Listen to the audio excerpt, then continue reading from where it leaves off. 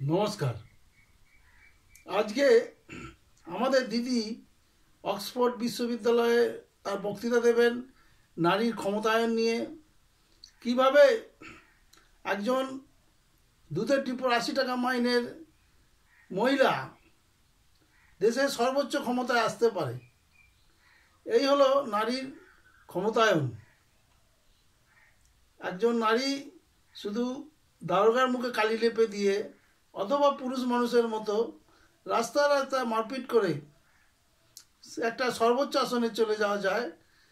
তারপরে কিছু শিল্পীকে দিয়ে কিছু ছবি আঁকিয়ে, কিছু অনুলেখককে দিয়ে কিছু বই লিখিয়ে, আর দূরদর্শন আর যাত্রা সে পুরনো ডায়লগ পাং ও পাং হরেক রকম বা মা মাটি মানুষ এগুলোকে কালেকশন করে নিজেকে একটা বড় একটা কিছু তৈরি করা যায়, সেই সম্বন্ধে আজকে বলবেন। নমস্কার, আমি শান্তনু হাজরা বলছি। আজ আমাদের বড়ই গর্বের দিন। আমাদের দিদি আজকে অক্সফোর্ডের বিশ্ববিদ্যালয়ে বক্তৃতা দেবেন।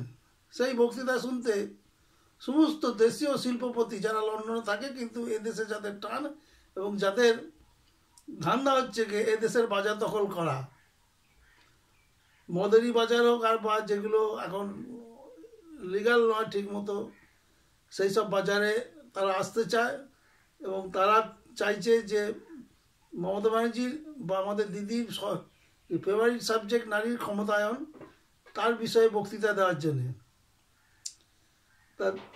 তা দিদি তার বক্তৃতায় এই কথাগুলোই তুলে ধরবেন।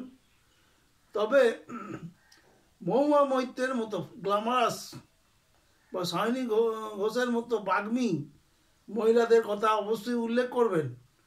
যে ভাববেন না ওরা আপনার চেয়ে বড় হয়ে গেছে।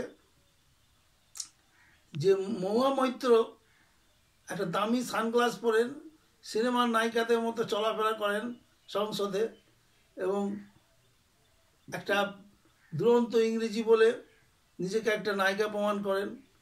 সেই ক্ষমতায়ন, বিশাল ক্ষমতা। সায়নী ঘোষ যে শুধু অশ্লীল কথা বলে এবং অনেক চিন্তা করে যে শিবলিঙ্গে কন্ডম পরিয়ে দেওয়ার কথা বলেছিলেন, তাদের কথাও বলবেন। বৈশাখী ব্যানার্জির কথা, যিনি এই বয়সে, বৃদ্ধা বয়সে উনি একটি গুরুত্বপূর্ণ মন্ত্রীকে আমাদের কাছ থেকে কেড়ে নিয়ে উনি কীভাবে নাকের ডগে নারী ক্ষমতায়নের কথা সবসময় প্রমাণ করে দেন, সেটাও বলবেন। আরও বলবেন যারা আপনার সঙ্গে আছে এক ঝাঁক তারকা, সেই তারকাদের কথা বলবেন। তারকার মধ্যে কেউ কেউ আগ বাড়িয়ে নেত্রী হতে চেয়েছেন এবং তারা কী প্রথা কী অবলম্বন করেছেন। কিন্তু আপনার জীবন, আপনার দর্শন, এটা একটা দর্শনীয় জিনিস। কারণ একজন গরিব খেটে খাওয়া মধ্যবিত্ত ঘরের মহিলা হয়ে, মেয়ে হয়ে আপনি সামান্য দুধের ডিপোয় ৮০ টাকা মাইনে চাকরি করতেন, সন্ধ্যেবেলা একটু হারমোনিয়াম নিয়ে গান নাড়াচাড়া করতেন, সারাদিন টিউশনি পড়াতেন। এইভাবে জীবন কাটাতে কাটাতে আপনি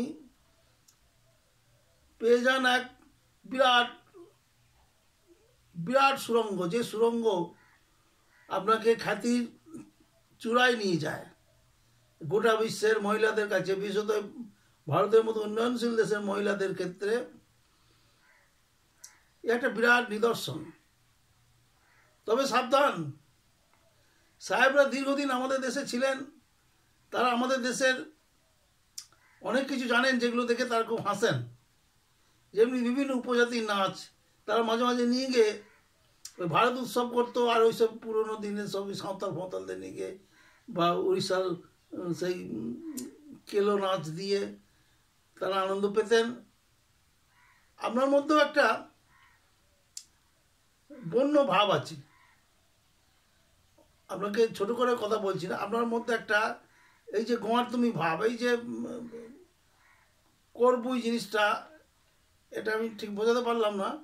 এইটা যেভাবে আপনি তৈরি হয়েছেন, যেভাবে আপনি বড় হয়েছেন, এই ভাবটাও তারা দেখতে চায় এবং হাসতে চায়, তো মজা পেতে চায়। দেখবেন তাদের সেই হাসি বা মজার সুযোগ যেন না করে দিতে হয়।